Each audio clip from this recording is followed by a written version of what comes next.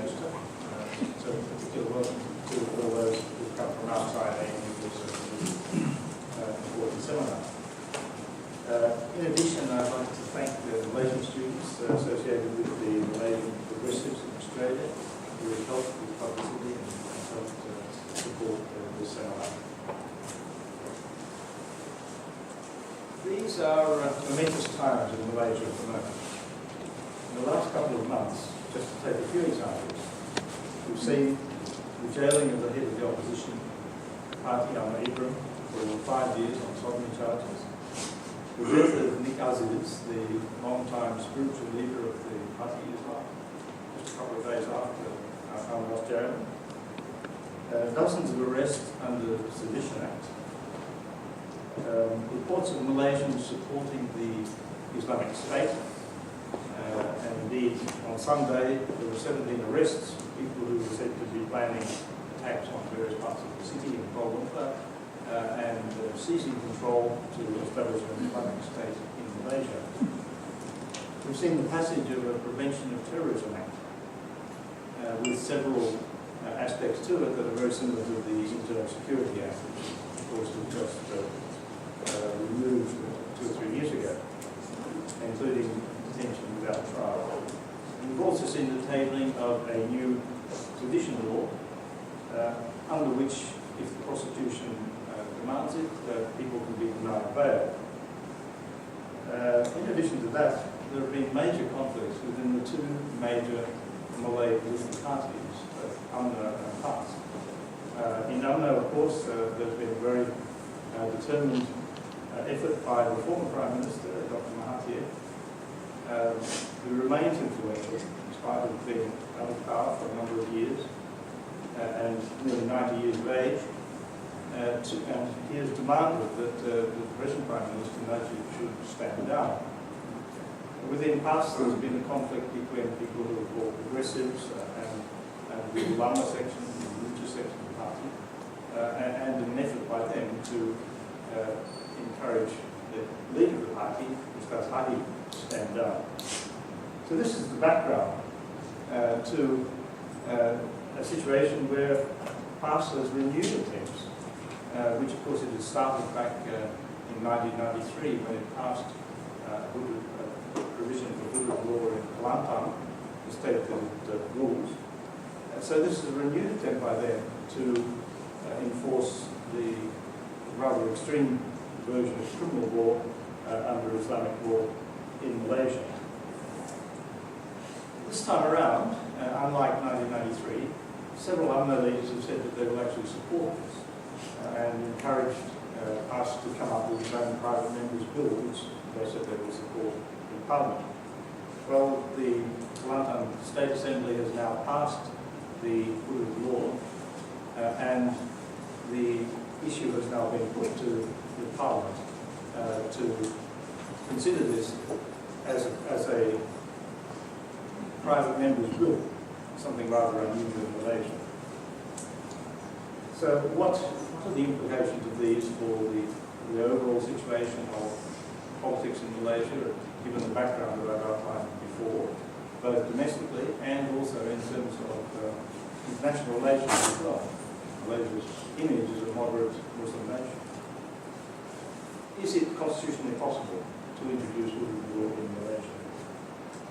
We're very fortunate indeed, I think, to have two very expert people to comment on these issues. First of all, Dato Saifuddin, who is the face of moderation and democracy in UMNO. Indeed, perhaps too much for his own good, otherwise I think he might still be an MP. And we have the Robert Tong, Member of Parliament, and of course a former graduate, honours in Asian Studies from ANU. Supervised by Dato. Could I ask Dato Saifuddin to begin with giving his presentation, and we'll talk for about 20 to 30 minutes, and then Tong will do the same, and then we'll be open to questions and discussion. Thank you, Professor Funston. Assalamu alaikum.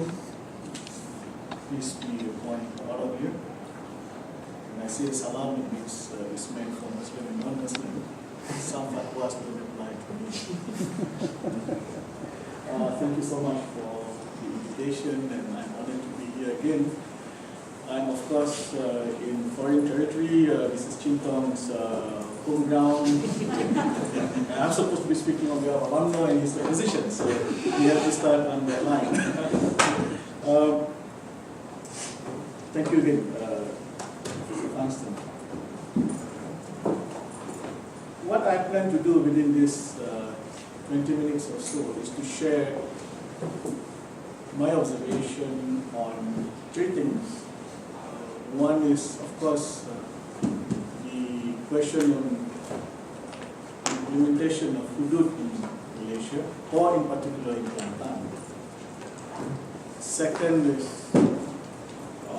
the need for further democratization process in Malaysia, regardless of whether Hudud is going to be implemented or not, whether PAS will leave Pakatan Rakyat or not, and whether or not UMNO will work together with PAS in order to win the Malay votes in the Malay heartland. And thirdly, what would be the most immediate prospect of Malaysian politics?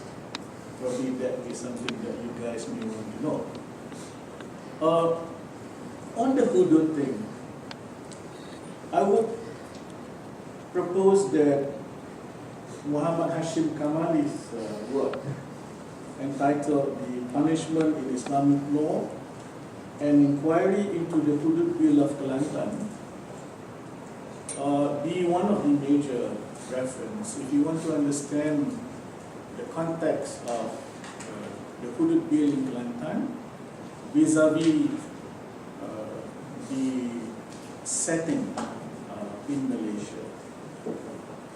Now, Hudud, as most of you would probably know, comes from the Arabic term had, which means limits. And the Quran mentioned had or Hududullah, Hadadullah 14 times in the Holy Book. None of the 14 mention of Hudud is about fixed punishment as expounded by the Hudud Bill. Most of the Hudud, as mentioned in the Quran, refers to divorce, marriage, and be kind to the orphanage. And the main message of Had or Hudud is actually on the limits on moral obligation. That here is the limit, and you're not supposed to trespass, or you're not supposed to go over the limit. But on those 4 occasions, none of them mentioned about actual punishment, and definitely not fixed punishment like how many lashes, how many stones, or stoning to the death, or something like that. There are, of course, 4 what is known as Hudud offense, which are theft, adultery, accusing others of unholy intimate relation with others, like adultery, and highway robbery. And again, out of these 4 offenses, the juries have different views as to how it should be punished. In fact, there are debates on the traditions of the Prophet himself as to why at one time he did use Hudud, but there is this debate that perhaps that was because before some verses of the Quran which mention or give signal to alternative punishment was sent down. So there is a lot of debate on, first of all, do the Hudud Bill in Kelantan actually covers the 4 or 5 or 6 offences? Number 2, is hudud really about fixed punishment? And number three, which is even more important, is that what Sharia law is all about. And most jurists will say that yes, Sharia law includes hudud, but hudud is not all about Sharia law. Yes, Islam includes Sharia law, but Sharia law does not represent the whole of Islam. My position on the question of hudud is, if you were to discuss it from the Maqasid discourse, Maqasid Sharia, looking at the overall and higher and more noble objective of the Sharia, of the Islamic jurisprudence, then it is about upholding justice. Second, is it a priority? Most scholars like Qaradawi, like Hashim Kamali, and the present Mufti of Perlis, Dr. Zainal Abidin, will submit to you that in the context of Kelantan, for instance, the priority is building thousands of houses after the big flood, and not about catching people who steal certain things and you submit him or you subscribe him to hudud punishment. People like Yusuf Al-Qaradawi will submit to you that the priority is really about building a good Islamic society or a good Muslim society, depending on how you look at it and how you define it. The whole story about justice in Islam is about inclusive development. It is about making sure that people get jobs. There is the lowest percentage of unemployment, that people get decent job, and so on and so forth. And it is not about hudud. In fact, people like Qaradawi and other scholars are saying that there is this discussion, there is this position in Islamic jurisprudence that hudud can be suspended. During the time of the third caliph, Umar, he suspended hudud because of famine. It's impossible for you to execute hudud even if there are people stealing, because the reason for people stealing was because of, they just have to meet ends, they can't afford to buy, or because of poverty or because of famine. So the priority,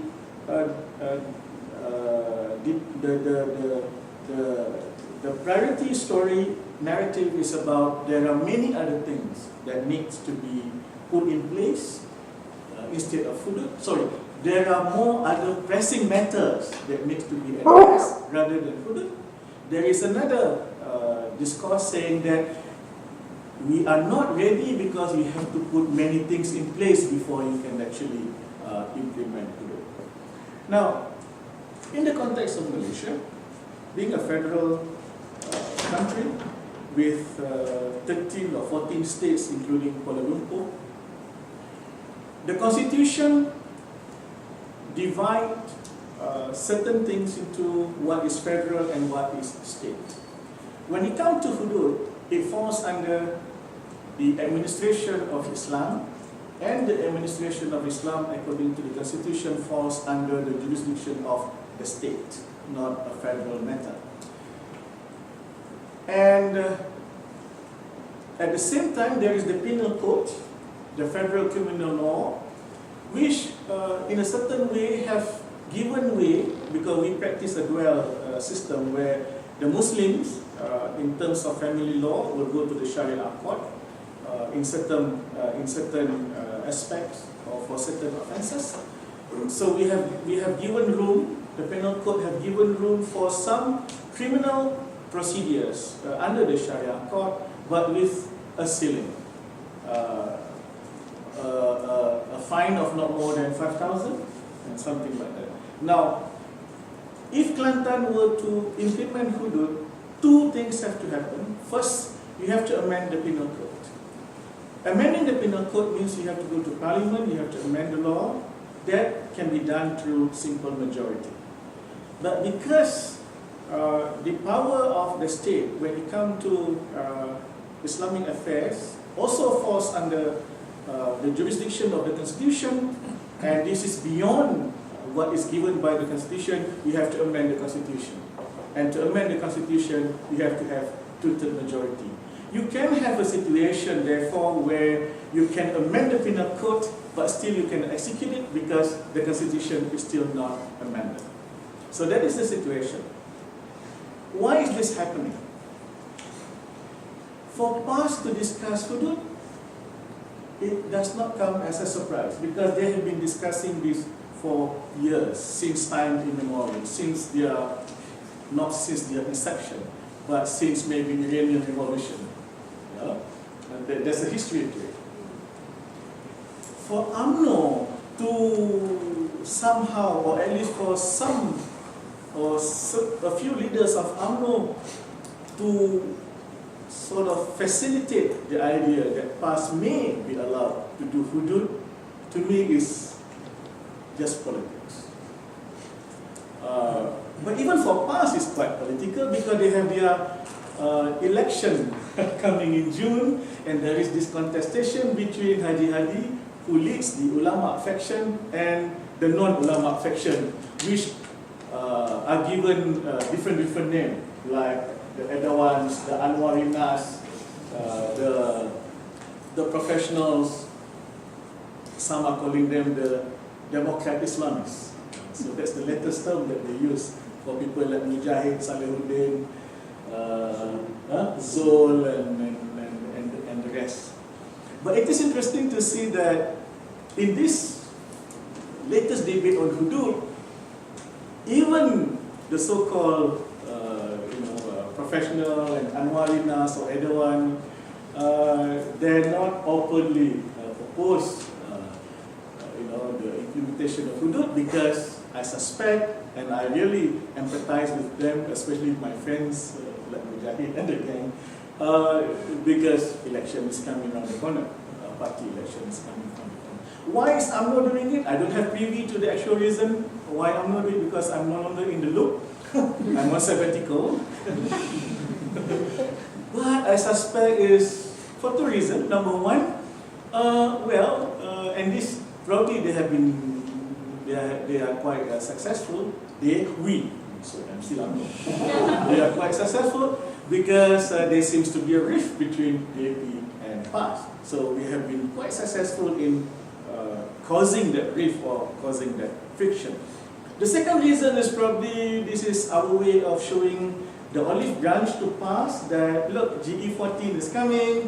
For Barisan Nasional to win, we need to ensure we secure the Malay votes. Malay means Muslim votes in the context of Peninsular Malaysia. And perhaps, you can have Kelantan, but, don't disturb us in other places, so on and so forth. I don't know, because I don't have privy to that. But what do we do then? I think there's no other way but to continue with democratization process. Regardless of what happened, as I mentioned at the outset, we must, I think at least for Malaysians, move on from what we have achieved intentionally or unintentionally, by design or by default, from the last two general elections of 2008 and 2013. The contestation between, on the one side you have reformasi or reformation, and on the other side you have transformation under the leadership of Dato Sri Najib, the current Prime Minister.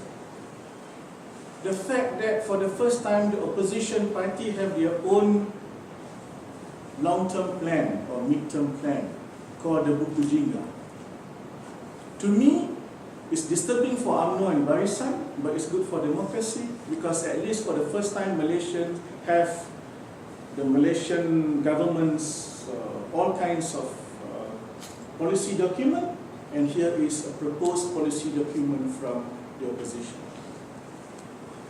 UMNO and Barisan is quite lucky because Pakatan Rakyat has yet to come up with your schedule cabinet. It's still in the shadows.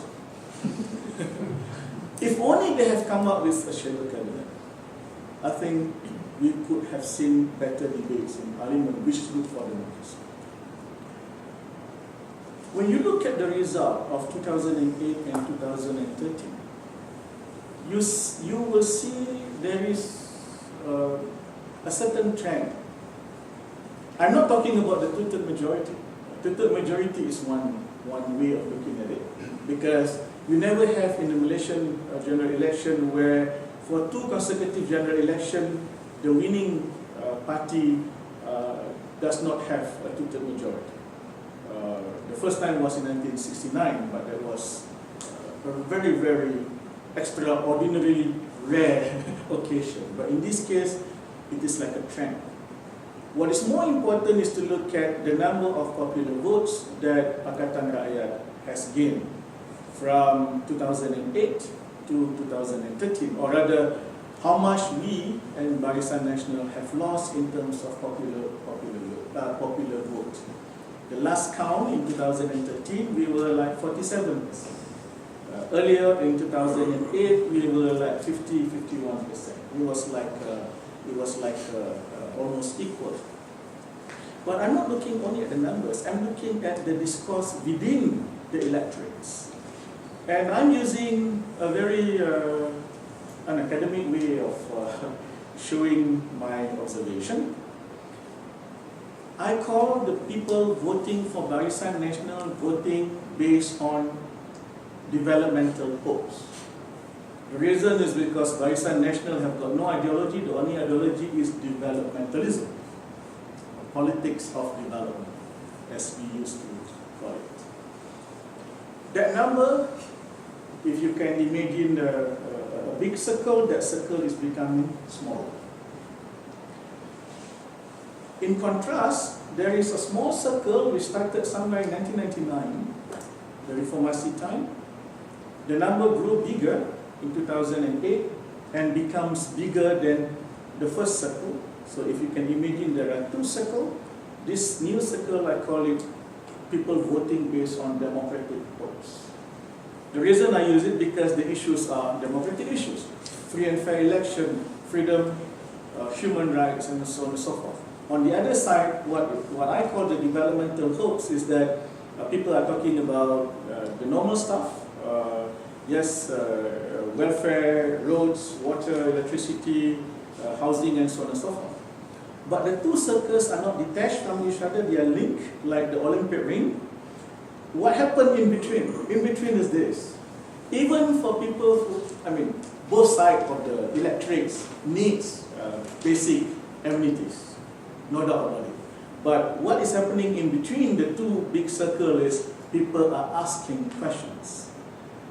People who are voting for Barisan Nasional in 2008 and 2013 begin to ask, for instance, yes, thank you, sir, for bringing the road to my kampung, to my village, but at what cost? Is the tender open?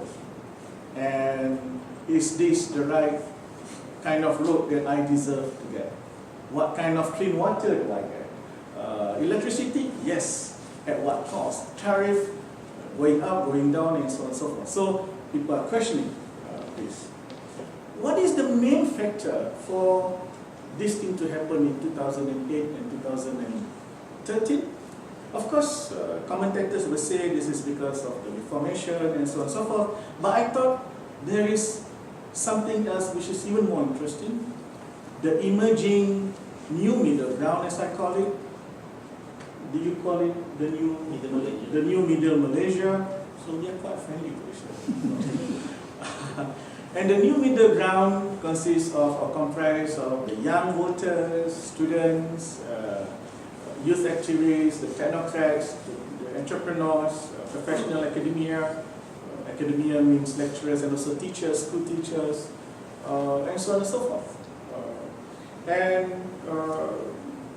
The new middle ground, according to UMCDL, the University of Malaya Center for Democracy and Election, that used to be led by Professor Ridwan Usman, they consist of about 20 to 30% of the electorate in 2013, slightly smaller in 2008.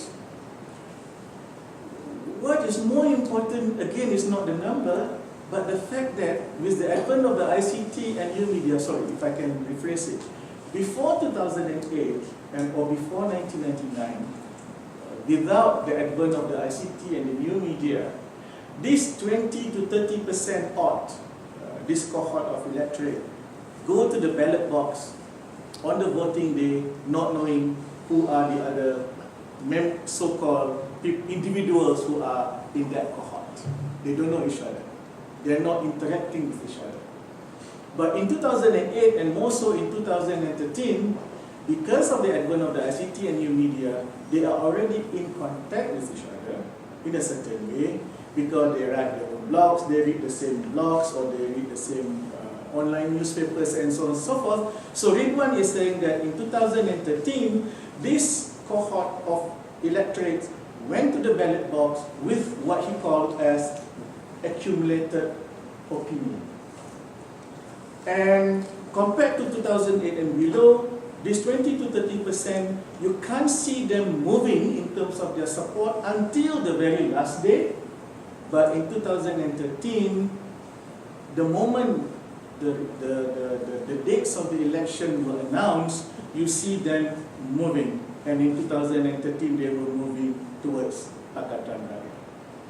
So, what is that democratization process that I was alluding to earlier? To me, it is about picking up the positive points that was happening within these two general elections and move forward with it.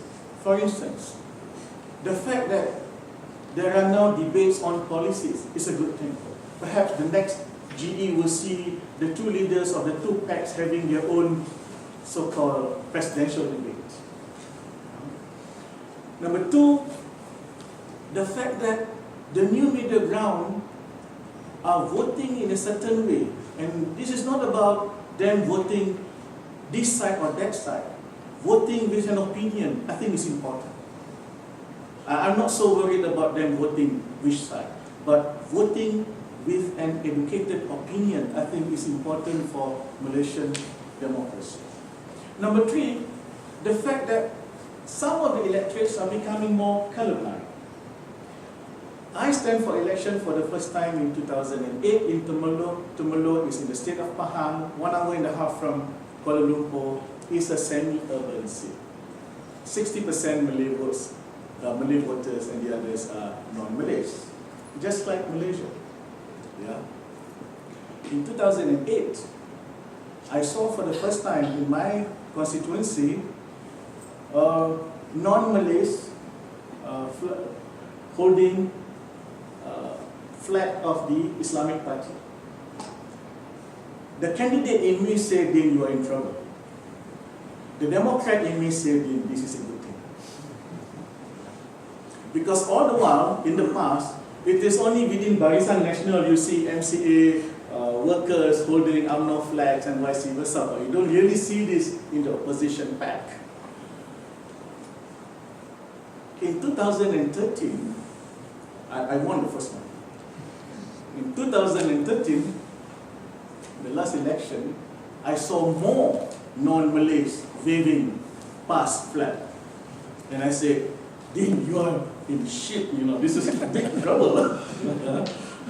But the Democrat in me said, "Hey, this is okay, this is good for the country."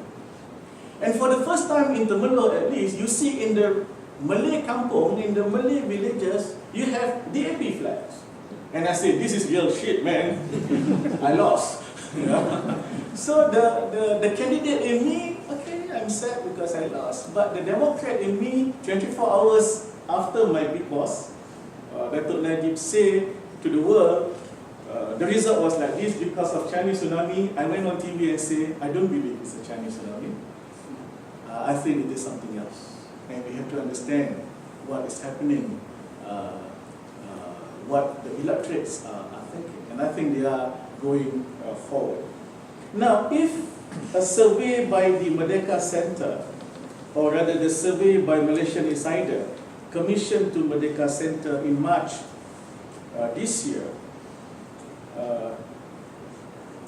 can be useful, 77% of the respondents You may see some leadership issues, but I suppose he is more than able to resolve those issues as long as he is still in control of the party. So thank you, sir.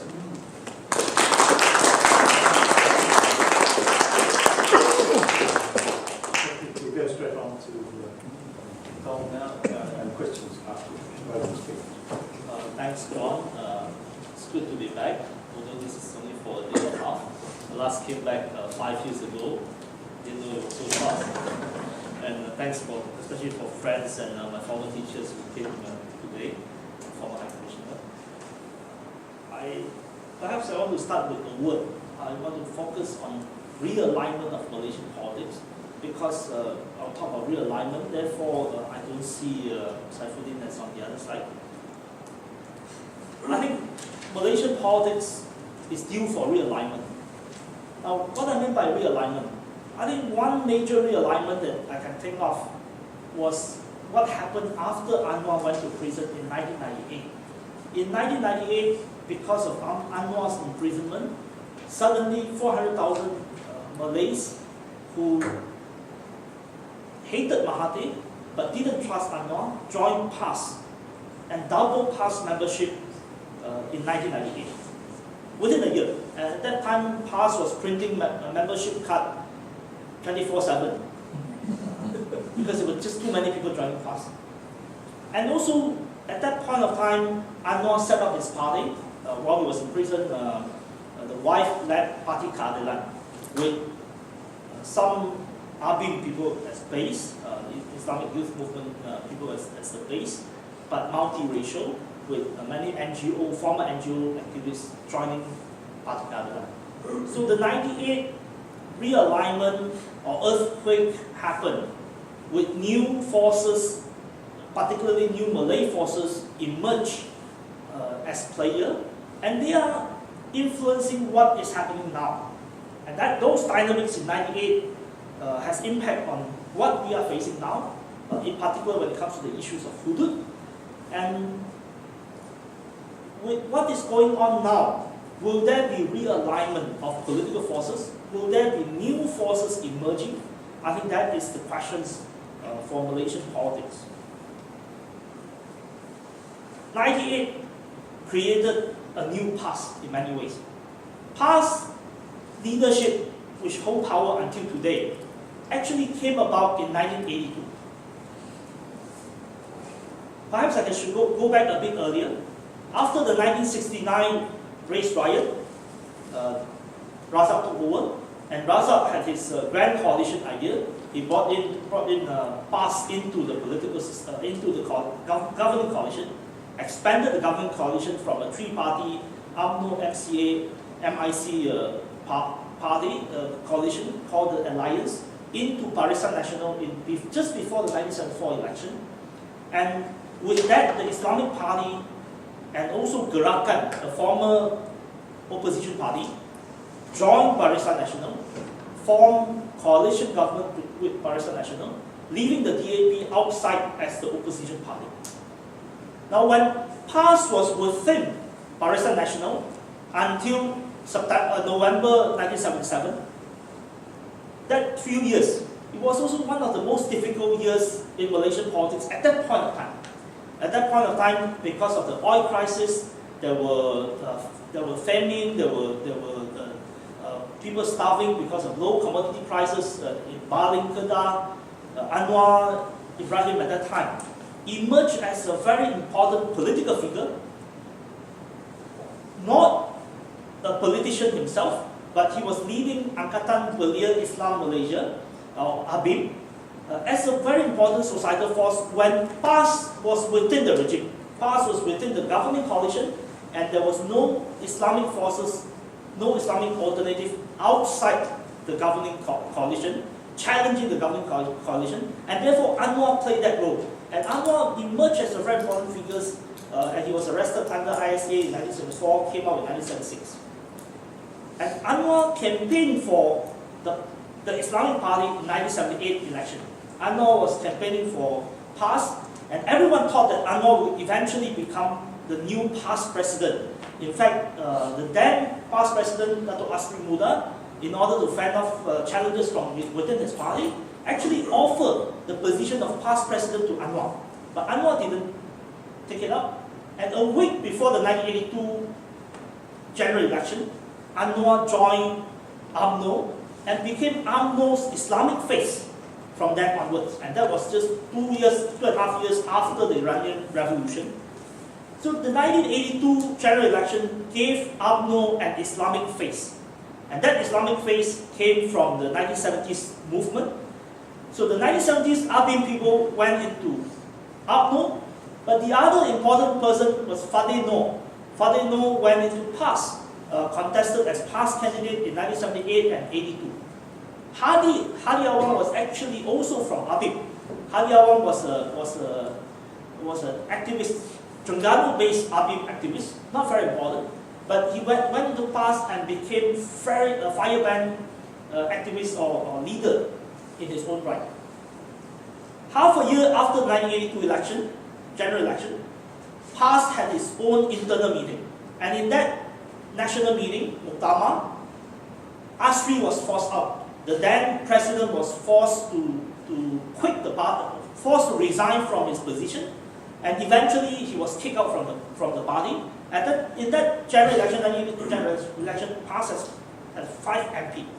Eventually, 4 out of 5 were kicked out from the party, leaving Nick Aziz alone.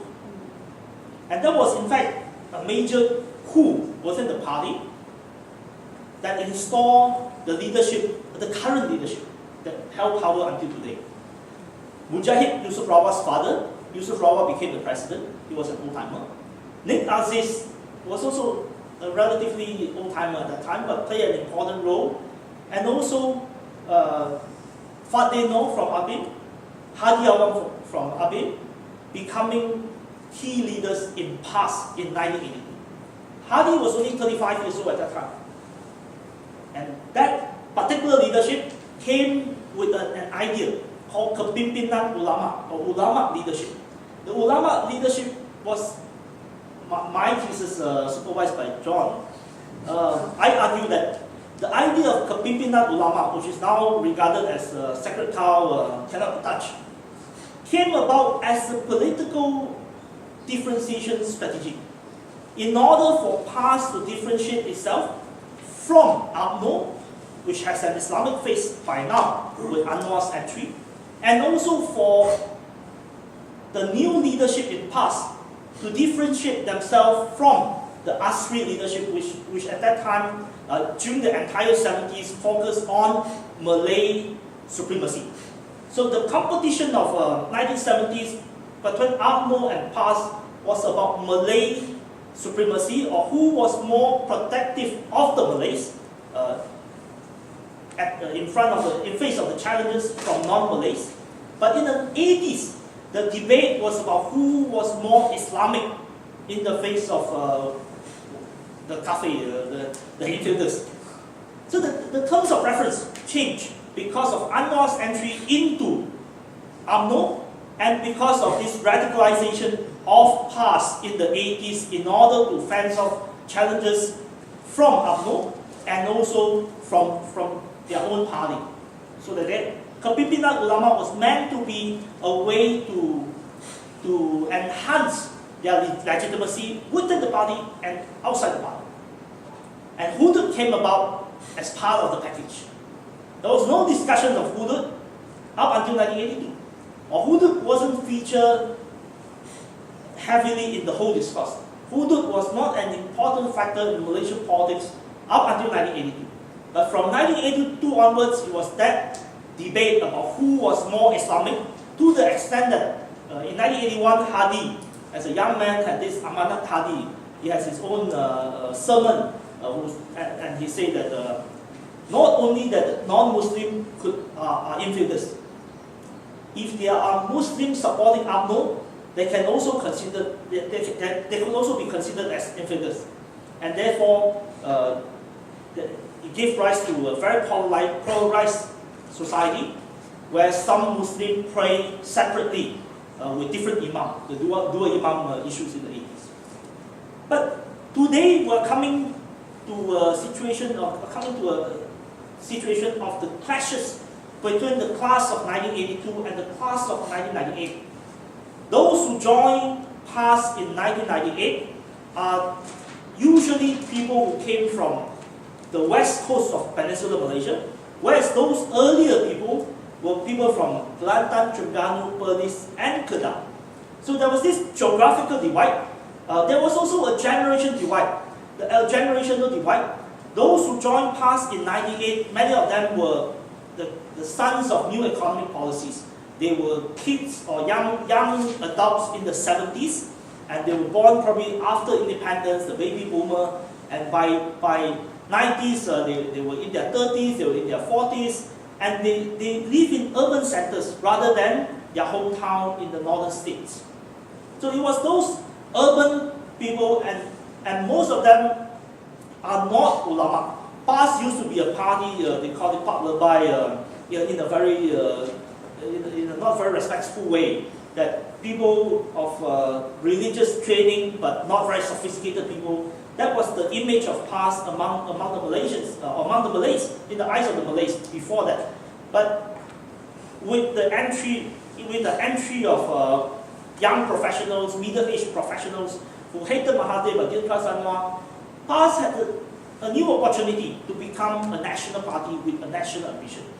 And my thesis, which I did in 2004, look at the internal division within the party, with one group wanting to uphold their principle, and with the other group thinking about expanding political influence and winning power in the context of a coalition, with a clear understanding that there's no possibility for PAS to win power on its own, and therefore it needed coalition partners, and to do it together with coalition partners. And the clash has happened since 1998, and we are now seeing this clash of the class of 1982 and the class of 1998. But we also see multiple factors at play in the recent fight. Not only that PAS is having its problem and having its election in June, but this is for the first time in Malaysian history where PAS is split down right in the middle, two camps at the least, if not more. But UMNO is also split, and the split within UMNO has also impact on PAS. Now, UMNO is divided. UMNO is divided now, of course, obviously, between Dr. Mahathir, the best opposition leader that we have never had. He's very effective. Dr. Mahathir is the most effective opposition leader. With impunity. Yeah, with impunity. And of all the prime ministers we had, he contributed to the downfall of Tunku Abdul Rahman, Hussein On, Abdullah Badawi, of course, and potentially Najib. The only two persons who were not demolished by Dr. Mahathir was because Tun Razak, he died too early, and also Mahathir himself. So he was the most effective opposition leader. Also, the split within UMNO is obvious, and also there were elements in UMNO trying to manipulate the split within PAS. There were elements of UMNO trying to manipulate the split within PAS with a few objectives. The first objective is to split PAS. The second objective is to split Pakatan Rakyat.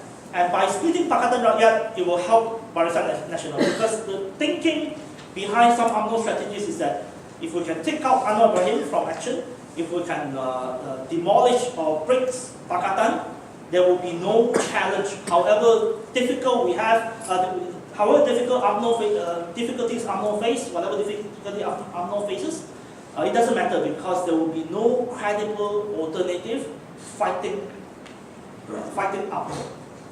So those were the thinking behind it. This Hudud debate started in 27th of March 2014 with Minister Jamil K promising PAS in Parliament. If you want to implement Hudud in Kelantan, please bring a private member's bill in Parliament, and UMNO will support the private member bill. You can implement it in Kelantan.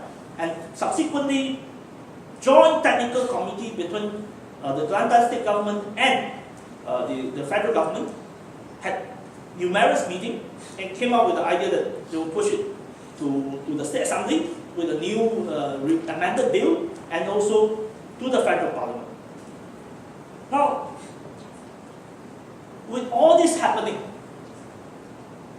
what would be the future for Malaysian politics? You talk to 10 person, I think out of 10, 9 will say it's very depressing. We are preparing to migrate. But I think there are potential for realignment. There are potential for realignment, and I think Malaysian politics is due for realignment. Within UMNO, it's very clear that Najib would not be able to hold on for too long, because while he can hold on, and I fully agree with Dato Saifuddin that Najib can control the elites in UMNO, and there's no mechanism to remove him. Because the only mechanism to remove him is the UMNO elite saying that you have to go. So there's no mechanism, they've taken away the ladder, or taken away the key, so there's no way to remove him. But if you look at the polls, the last polls in February showed that his popularity is 44%. I was told that the latest Merdeka poll, his popularity is even lower, maybe comparable to Tony Albert. But he is very unpopular, and within the party, people will be asking questions. Can we sustain with this Prime Minister, or do we need a new Prime Minister? So at some point, that clash will have to happen. In what form, in what way, we'll have to see. But I think there is also a vacuum. Everyone knows that UMNO is not popular, but no one has an answer to UMNO now. Today, the opposition is not, I would say very frankly, the opposition at its current state may not be able to win power, may not be convincing enough to win power. Particularly, it is not convincing enough to win the hearts and minds of Malays in the semi-urban areas. Now, in the last election, of course, Najib said that it was Chinese tsunami, the only Chinese voted for the opposition, but it wasn't true. The urban Malays swung to the opposition, which is why the opposition received 52% of the vote. But where the opposition failed to win the pockets of seats in southern Kedah, the triangle of southern Kedah, the mainland part of Penang, and northern Perak. There's that triangle with a cluster of seats. The opposition failed to win the seats in southern Perak, northern Selangor, like Tanjung Malim, Makan Dato, Kuala Selangor on the Selangor side, Hulu Selangor. There are about 7 or 8 seats in that cluster. And the opposition failed to win the seats in northern Johor, Muar, Ledang, Segamat, Lapis, and those seats. Very marginally. And of course, seats in the western part of Pahang, Rawal, Cameron Highland. So the opposition failed to convince semi-urban Malays, partly because of race factor, partly because of various other issues. But the next election, Barisan Nasional will be vulnerable. Why is it vulnerable? Number one, Najib has scandals to answer. Number two, the economy is not doing well, and the economy for this particular rural belt, semi-urban or semi-rural belt is not doing well. And finally, there is another factor called Sabah Sarawak, which I will discuss later. Why is the economy a factor? For the last 10 years or 12 years since the Iraq War, oil prices were high, but oil prices is no longer high. The Malaysian government depends on oil quite substantially. 30% of the budget comes from oil, and now the price is half. But there is another commodity which also went high with oil, and that's palm oil. Palm oil is more politically salient because with less oil money, the government will have less. Governments will be limited in its ability to buy people. But palm oil was politically salient because if you know Felda, if you know all these semi-urban areas, they depended on palm oil. Now with palm oil prices getting lower and lower, the semi-urban areas are not doing well. The Malaysian economy is also not doing well because the world economy is not doing well. There are 4 major engines in the world: US, Japan, Europe, China. Only US is doing well, and only export to US is doing well, the rest is not good. In particular China, and I think this is very similar, how Australia is quite similar with Australia, the case of Australia. And domestically, the government is pushing a new tax. The government is pushing new tax, the government is pushing various called GST, which Australian audience will be very familiar with. Pushing a new tax, that tax on consumption, when 60% of the people are recipients of REAM, which is this One Malaysia assistance program. So 60% of the population receive 950 ringgit a year from the government. The government recognizes that these people earn a monthly family income of less than 4,000 ringgit, therefore they are given assistance.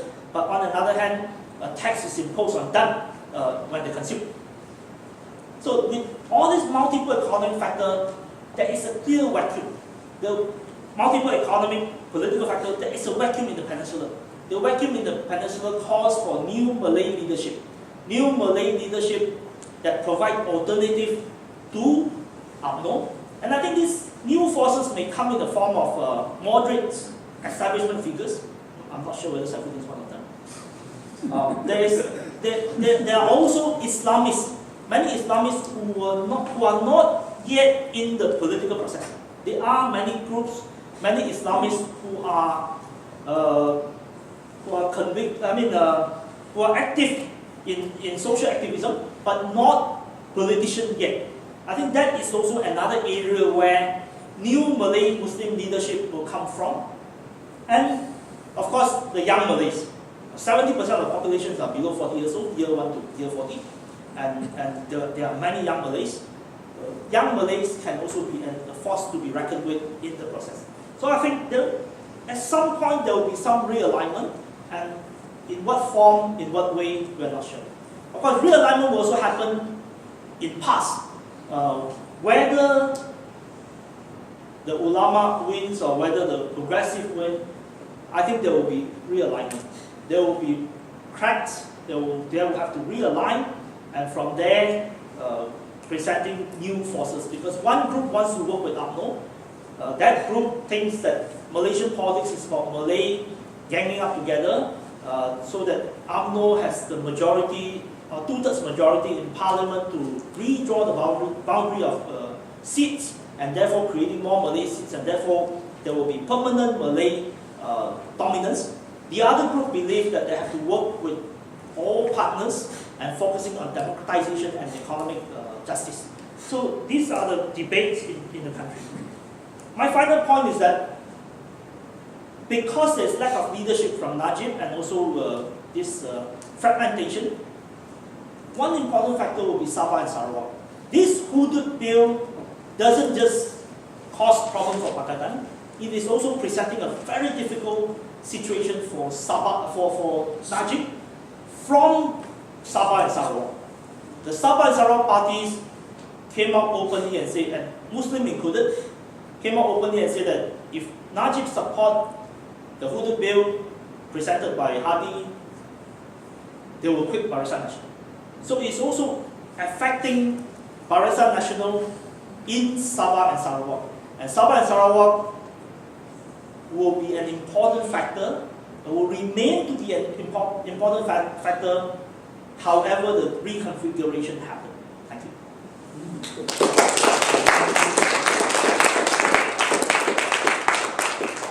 Thank you very much for both of you for keeping your time, and we now have the rest of the session available. We've covered a very wide range of issues, I think, and I think I'm happy to allow debate to continue on that way. So, where's the first question? Sorry, historian here. You mentioned Kim Jong, but perhaps those of you who might not answer. You mentioned, perhaps if you could say you mentioned the sort of failure of Pakistan in certain areas of Islam and so forth. But what about in East Malaysia? I mean, one would have thought the level of dissatisfaction in East Malaysia is probably greater than anything in the Thailand Peninsula, and yet the opposition has failed, it seems, dismally to figure out a way to tackle it. Why is that, and is that likely to change?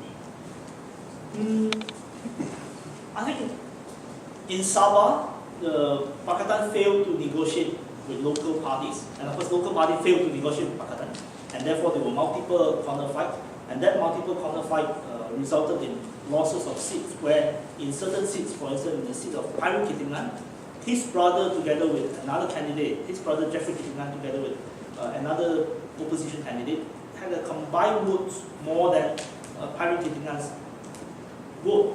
So that is one area where I think we fail to negotiate or fail to compromise. But also, in the case of Sarawak, it is not easy. In the case of Sarawak, the Sarawak bureaucracy is actually quite an effective bureaucracy in terms of controlling the longhouses, in terms of manipulating votes in longhouses in whatever way, and also with poverty. So I think Sabah and Sarawak will not be easy. But if you ask me, I would think that Sabah has more potential now. Sabah looks like a place where major things will happen. Very happy people with a lot of issues and relatively well-informed people compared to, say, rural areas in Sarawak. I think Sarawak's government's grip over the rural area is much stronger than Sabah's government grips over the rural area. Therefore, I feel that changes in Sarawak will be much more limited, and it can only happen in the form of party-to-party realignment, not necessarily from the groundswell. But in Sabah, there was history of groundswell change, and in Sabah, I think there are potential for that. Yeah, the other way of looking at it is, if you remember my observation on the two circles, the developmental circle and the democratic circle, you will see that until today, Barisan Nasional seems to do very well. The more rural the constituencies are, Barisan Nasional will be doing much better.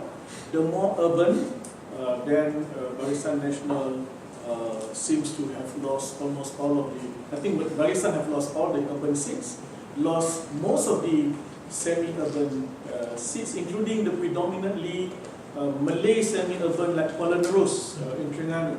Used to be a very strong sort of UMNO.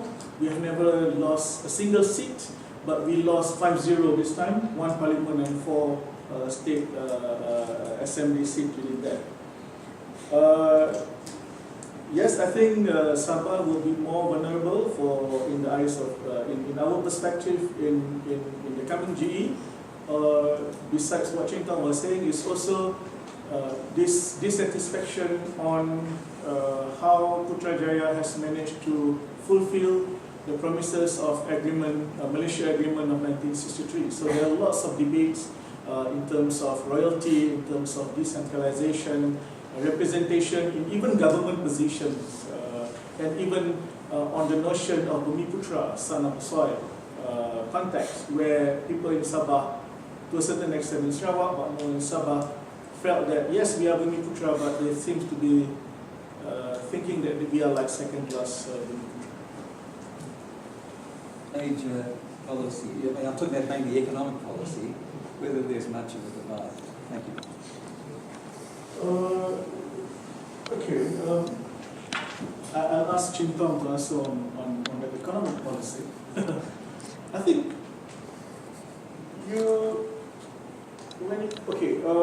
in 2013, I would expect, as a Malaysian Democrat, I would expect Pakatan will come out stronger because they have ruled Selangor and Penang. I think they did come up with something for Selangor and Penang, but the buku jingga I leave it to you. I thought I welcome buku jingga because then there is a debate going on. Otherwise, you go to election based on manifestos. Manifestos are, instant policy. We can't even call it policy. Promises. So buku jingga is more serious. I think the more you bring this kind of book, the more you will be in trouble. I think for Barisan Nasional, what needs to be done is, in the context of the new middle ground, Barisan Nasional needs to show that they are championing something. For the last 3 general elections, I think we have lost the plot. We have allowed Pakatan Rakyat to be the champion of something. Whether that something is really concrete or not, there is another story altogether. But I think Barisan have lost the plot. We have to get back the plot. We have to rewrite our script and be a champion of something. Because the new middle ground looks at people who champion at something besides other things. Thanks, Mark. First of all, I mean, Najib has really no policy to speak about.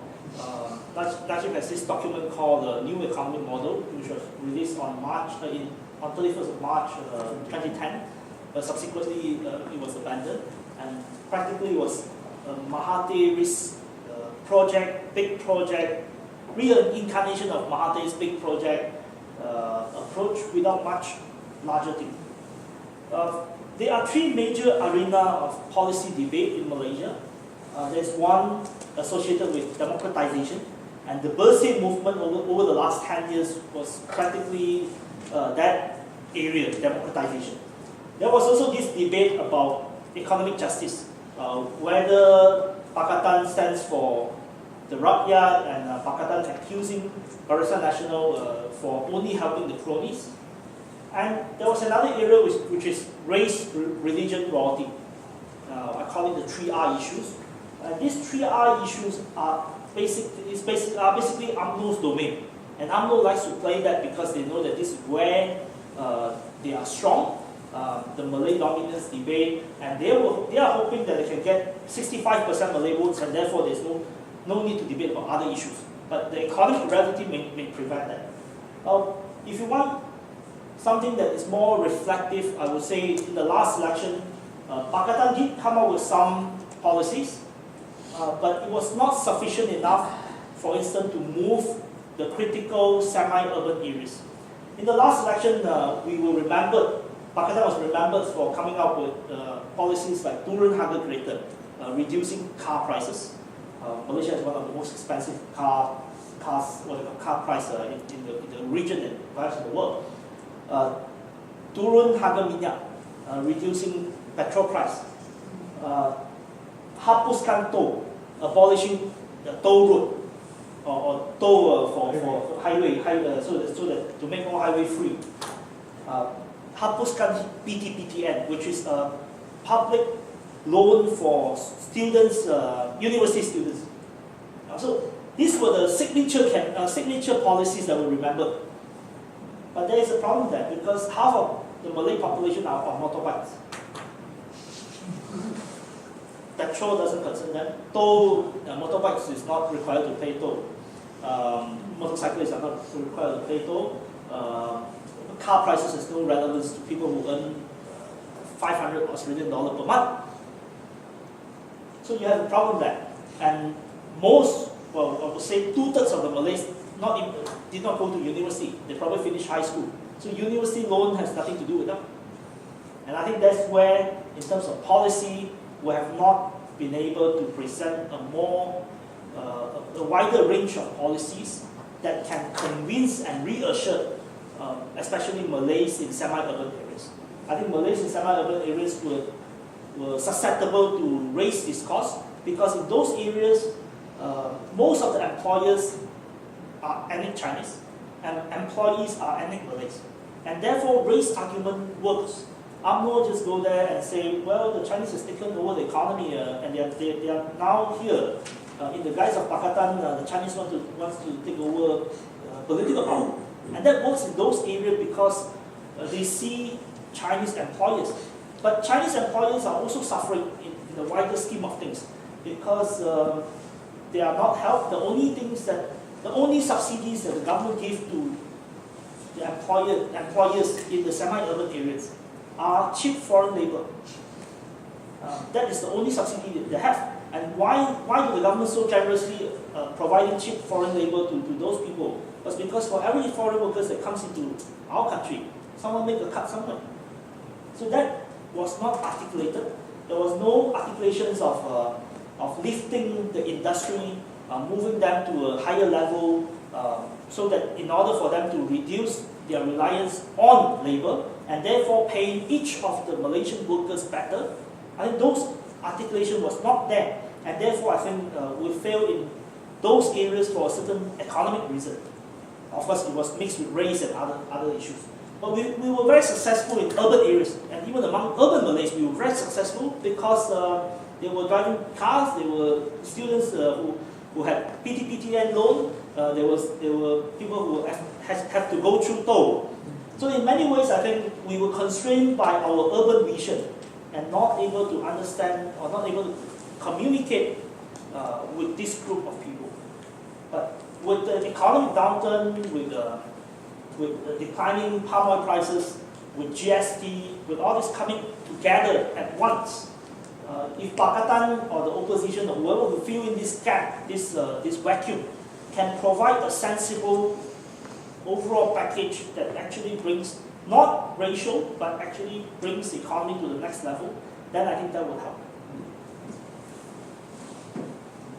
Mark? Thank you, Miles Cooper. Good to see you both here in Canberra again.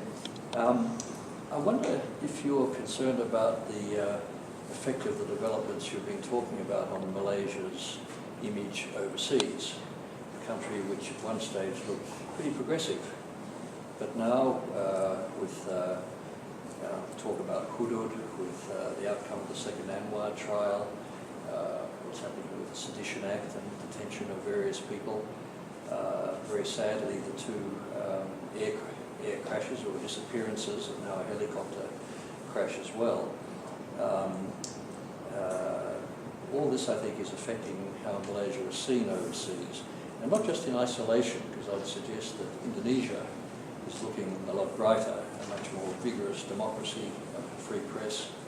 Apart from the death penalty issue at the moment in Australia, it's looking more progressive. I'd be interested in your comments on how Malaysia's image will be affected over the coming period. I think I wrote an article a couple of years ago saying that there was a book called A Nation in Waiting, describing Indonesia in the 90s. I think Malaysia is a nation in waiting for change for too long, for far too long. Since Reformasi, the debate was more or less the same up until now, and Reformasi was 17 years ago. Those things can only change when there is democratization in Malaysia. But with Najib now being under threat, perhaps Najib is thinking about repeating how Mahathir regained strength in 1987 and 2001. In 1987, UMNO was split. Mahathir fought against Tunku Razali, Tunku Razali fought against Mahathir, and Mahathir prevailed with a small thin majority of 43 votes at the UMNO Assembly. And half a year later, there was racial clashes out of something very insignificant, and therefore legitimized ISA arrest in 1987. And subsequently, Mahathir regained his strength in 1987 or 88. That was 87, 88. In 2001, Mahathir was being asked by his party members to leave after the defeat of Barisan National candidate in the Lunas by-election in November 2000.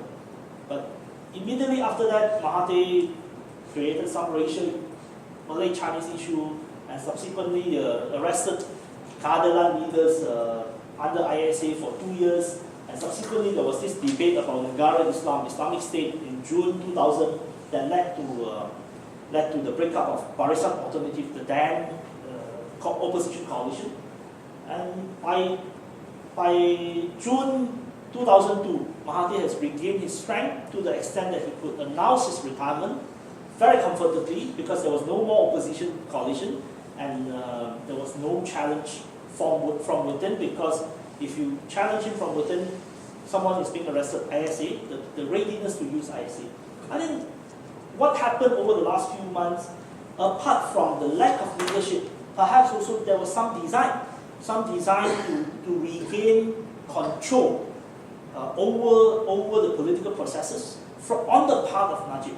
So to answer your questions, the external image can only change or improve when the local domestic politics has a different dynamic.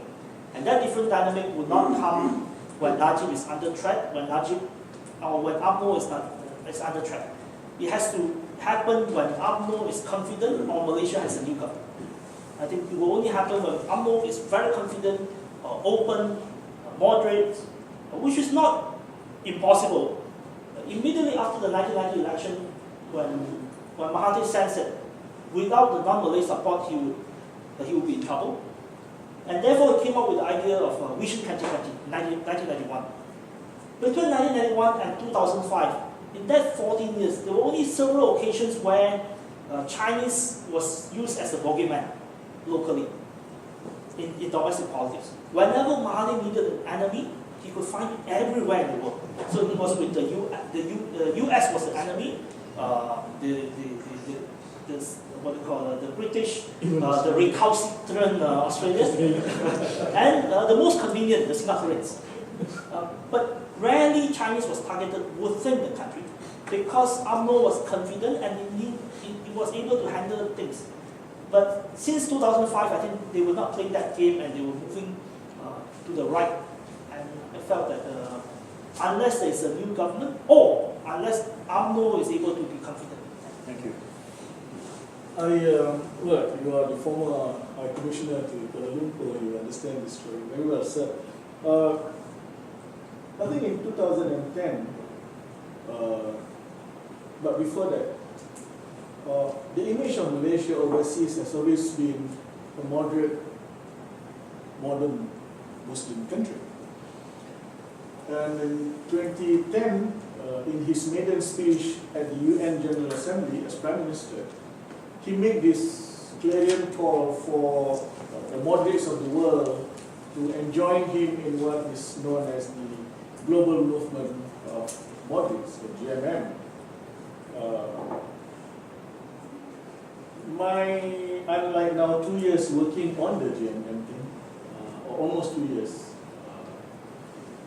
I remember very clearly that I think in the first year, when I meet up with diplomats in Kuala Lumpur, there is a certain way of, I would say, questioning. Diplomats were asking questions in a certain way. Like, for instance, capital, which means your home capital, is saying that Malaysia is good, Malaysia is moderate, Malaysia is becoming progressive. When we send report that something is not really, something not very well is happening, capital asks back, are you sure your report is right? After that 1 year, or rather now coming from 2014 until now, the line of thinking or the line of clarification that people ask from me is what's actually happening. What is really happening? I think I can't say if we have suffered in terms of international perception, but I suspect we could have done much better. And if Najib can weather the storm, and if he can regain his stretcher to continue his transformation program, which he started very well. The political transformation, including repealing of the ISA, including his promise to repeal Sedition Act, including amendment to Section 15 of the University and University College Act, and a couple of other things. In fact, I used to say before that without the transformation program, Barisan Nasional could have lost more seats more of the semi-urban seats in the last general election. So the way forward for him, when we counsel him, and others too, when they counsel him, is for him to go on doing this transformation. And that is why I would say that, yes, if you want to regain our, if I can say, progressive impression overseas, is for Dato Sri Najib to continue his transformation work. Thank you.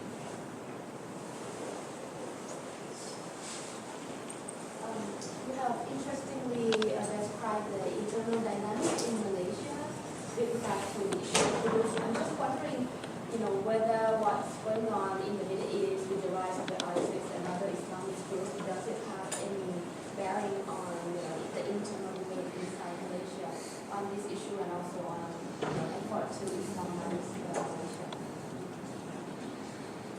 Okay. I don't think so, at least not directly. The Hudud discourse is a past discourse. I still, to the best of my knowledge, is not interested in Hudud. If they amputate for different reasons. Sorry to me, they amputate the head. It's for different reasons. Yeah. I don't think ISIL is within that discourse. In fact, I would say, within the Islamic movement, the Hudud discourse by PAS and supported by pockets of UMNO leadership in Malaysia is actually not really mainstream. What is mainstream within the Islamic movement is actually wasatiyah or moderation, led by figures like Yusuf Al-Qaradawi and a few others. The main discourse in political Islam is about embracing democracy. The Arab Spring is not about Hudud. The Arab Spring is about democrat Islamists believing in democracy and freedom and human rights and what have you. It's not about Hudud.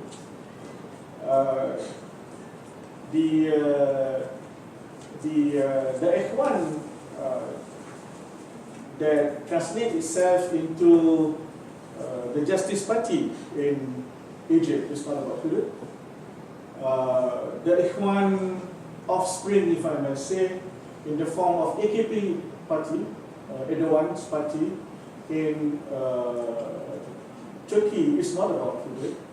Even the more conservative Erbakan, where Erdogan came out from, or AKP came out from Nizam, the party led by Erbakan, even Erbakan does not talk about Hudud.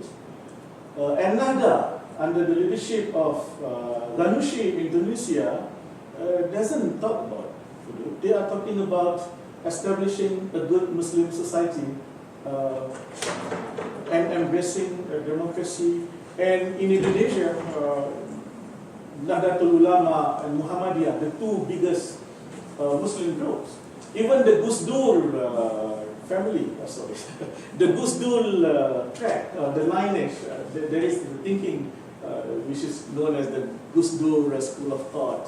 The Habibi school, if you can call it a school in Indonesia, they are not talking about it. They are talking about a comprehensive Muslim society. Qaradawi made a very important opinion, gave a very, to me it's a landmark opinion in 2010, when he no longer talks of, when he made this point that in Muslim majority countries where there are non-Muslim, you can no longer use the classic Islamic jurisprudence of dividing Muslim and non-Muslim, and that the non-Muslim are zimmis, contract citizens or minority citizens, but you must accept them as brothers of, what's the term that he used? It's about wataniyah.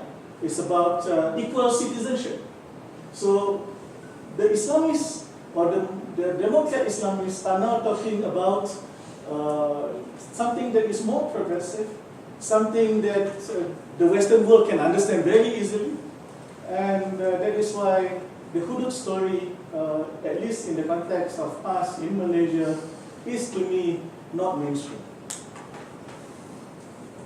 I think IS is being manipulated as a threat in Malaysia, and therefore they are passing a series of bills or act called, for instance, Prevention of Terrorism Act, and several other bills this week in Malaysia, in order to bring back Internal Security Act and the sort of detention without trial back into the statute book. But Hudud is really, Saifuddin, is really the issues of the past, not just past issue, but something that of 1980s. In 1980s, as I say, the competition was who was more Islamic in name. So in the forum, I just asked, I say, in the 80s, Anwar was pushing for, Anwar in government was pushing for Islamic financing, Islamic banking, and a lot of other Islamic universities. But Islamic banking and Islamic finance, in actual fact, at that time was ijtihad. It was new thinking. It was new thinking. But after global financial crisis, you look at the Islamic banking system in Malaysia. In many ways, they are repeating what conventional banking is, with marginal change and with a new name. So I was joking. I asked, would a Muslim thinking about justice, economic justice, would they accept the Malaysian government issuing Islamic bond or the sukuk to bail out one MDB, to bail out this company that is in trouble? Is it halal or haram? The Hudud debate is similar. In the 80s, it was being who was more Islamic. And of course, in Islamic movement, you have organizations which are more textualist, more literal, and there are also organizations that look at context more to interpret it. Interestingly, within past, there was once they were forced to define what was an Islamic state. One group under the leadership of Fadeno came up with a paper. Dr. Zulkifli Ahmad came up with a paper, and the entire paper was about how an Islamic state is a democratic state. And within that paper, there was no mention of Hudud. Whereas Harun Din with Hadi came up with something that everything was about Hudud. Hudud was the center pillar of an Islamic state. So even within the past, there were multiple interpretations and multiple ways of seeing the Hudud debate and the Islamic State debate. So I think that debate belongs to 1980s, and increasingly, especially over the last month or so, more and more people pointing out that, well, it's all for politics.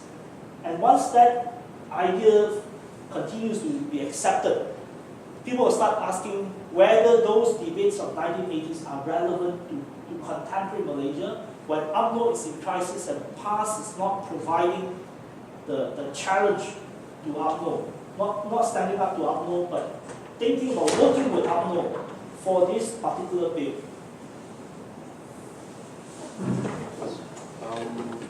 You mentioned how Hudud can be used politically, and Dato Saifuddin mentioned how Hudud might not be feasible or relevant in Malaysia now. Do you think there's any momentum or opportunity from any political party in Malaysia, for a movement towards secularism instead of just moderation?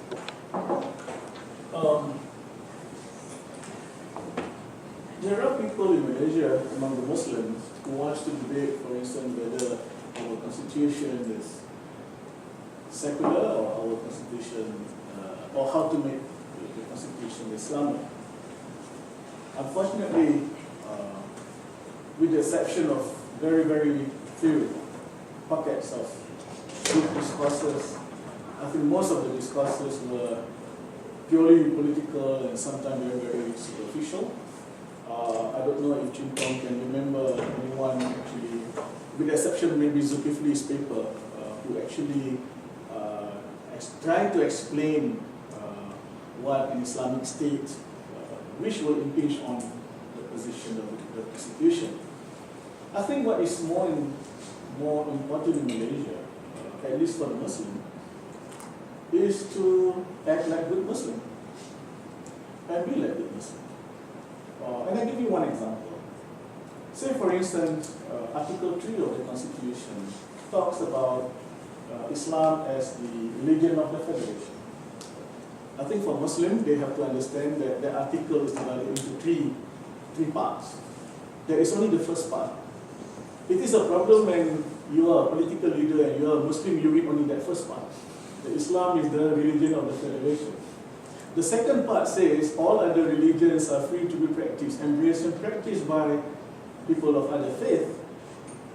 And the third part of the Article 3 talks about not only they are free to embrace and practice, but also peacefully and harmoniously.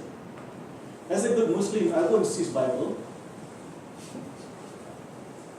even if I have the capacity to do so. First of all, I shouldn't have the capacity to do so. As a Muslim, I won't disallow Christians to use Allah. I don't decide on how you call your God or how you name your God. So that's what I mean by that is a more important debate for Muslims in Malaysia, that is to carry themselves as good Muslims and show to the world, and in particular to Malaysian brothers and sisters, that Islam is a mercy to all, and it's not a religion that is exclusive. Of course, when it comes to faith, you are exclusive, but it's not that, Islam is only for Muslim, and the Tong cannot talk about Hudud, who are you, that kind of accusation. I think this is the moderation part. I know moderation is not very sexy, and also, but wasatiyah, that angle or that discourse needs to be shared by more, especially by Muslims, vis-a-vis their non-Muslim brothers and sisters. On the issue of moderation in Malaysia, I think, even though many people are talking about it, but the term moderation also have to be understood in a certain way. I always translate moderation, and wasatiyah is about a community that is justly balanced. Justly balanced is not simply middle way. A justly balanced society, a justly balanced policy and program and what have you. And where was I going? That term, moderation, must be fully understood so that it is not misinterpreted or misappropriated or hijacked. It can be hijacked in two ways. Number one, in the context of fighting violent extremism, there is a risk that you might try to wipe out the moderates too if you are not careful whom you are branding, not that I like branding, or labeling as extremists and as moderates. Or in the context of Malaysia, the very people who is talking about moderate is now given a new label that they are less Malay and they are less Islam.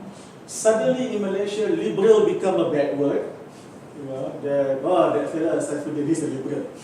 And liberal into trouble by Sedition Act, even if they say, burn the Bible or something like that. So yeah, we have to be now more careful in Malaysia when we use the term moderation. Thank you. What is secularism? In the European context, secularism means equal citizenship, means a religion authority not having control over the political process. And holding Tariq Ramadan, Muslim should think about Muslim in London or Muslim in Paris should think about secularism as a good thing in many ways, because it provides equal platform for any citizen and not for a certain group of citizens. But in the debate in Malaysia, where did the word secularism come from and how people relate to it? If you talk to the Muslim, secularism is a bad word. And that word, the image came from Turkey, Dato.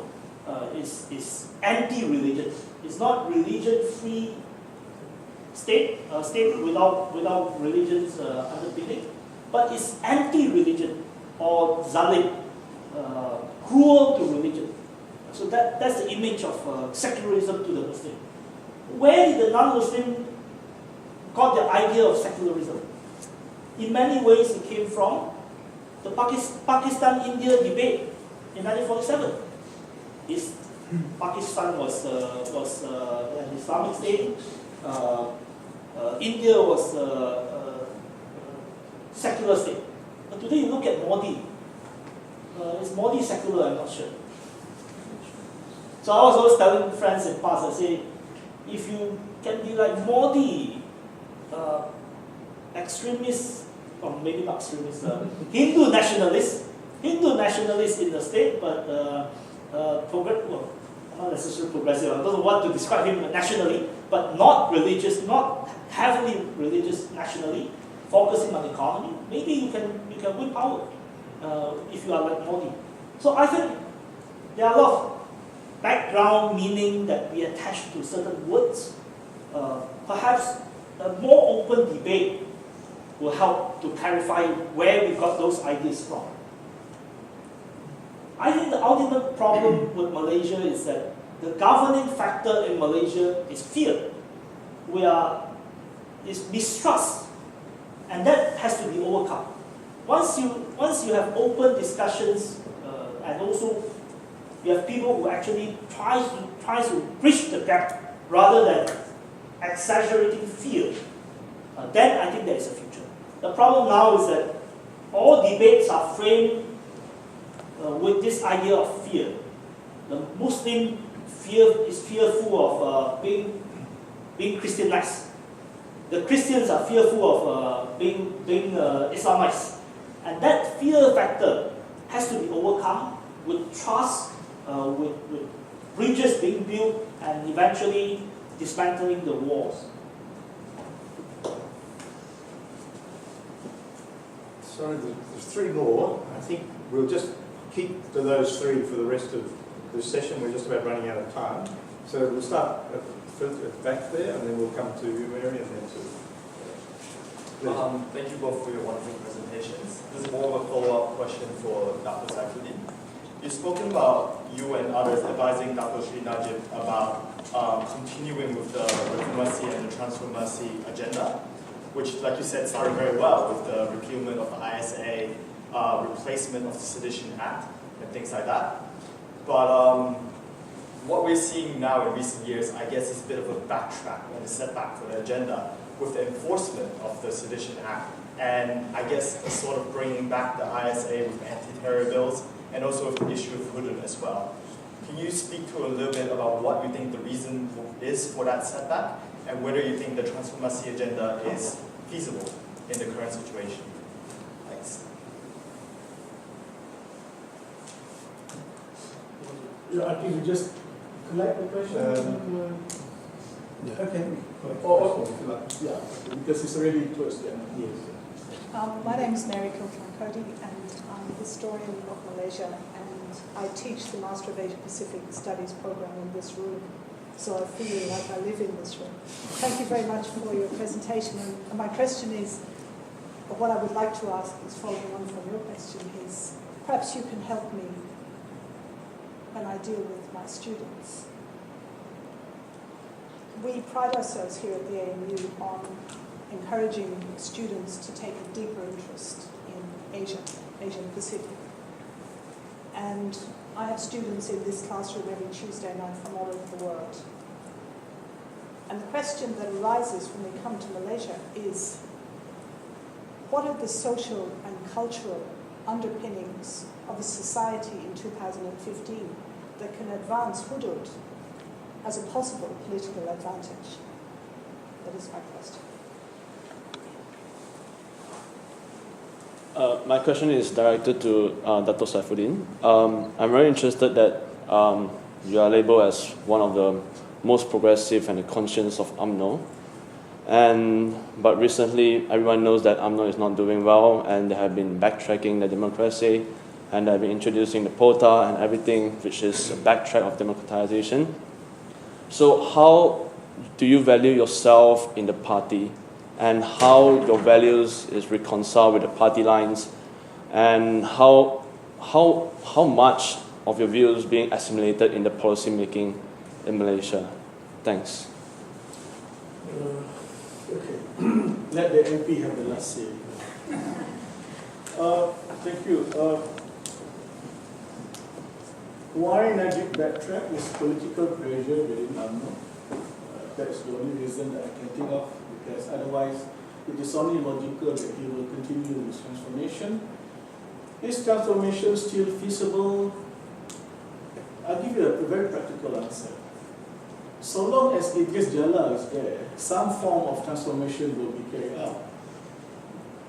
But Idris Jala's tenure as senator will end like half a year time, and he will no longer be in the cabinet. So can Najib bring a new Idris Jala to do some kind of, because he is the czar of transformation. We need a replacement for Idris. So if we cannot get a replacement of Idris, then it's quite difficult.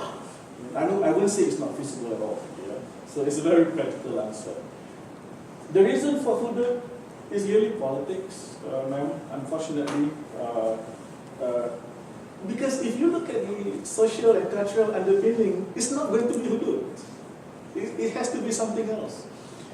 If it is a Malay and Muslim narrative, it is about how do we strengthen the institution of Wakaf and Baitul Mal so that we can overcome poverty where it is still prevalent, especially among Malay Muslims.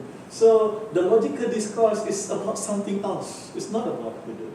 So the only explanation is because of politics. I believe in change, and I believe that change can come from different angles. So people like Tong will say change comes from outside because he's still outside the government. People like me still say that change can come from within. And I think if I can paraphrase Bill Clinton, UMNO, there's nothing wrong with UMNO that cannot be changed with what is right with UMNO. And UMNO is quite good at changing itself. Like in 1982, Tong alluded to it in great length. UMNO did quite well. While PAS was talking about Islamic State, UMNO came up with something more progressive, something more state-of-the-art, if you like Islamic finance and Islamic university, i.e. addressing the Malays of the Ummah, of the people, of the Muslim, of the world, that is education. And it resonates with the Muslim majority, not only in Malaysia, majority of Muslim, not only in Malaysia, but even non-Muslim understand the reason for that. Yeah, because for the non-Muslim in Malaysia, a wealthy Muslim is better than a poor Muslim. You don't want to live next door to a poor man. You would rather live next door to someone, if not richer than you, it would be as rich as well. Whether this resonates in UMNO or not, it depends.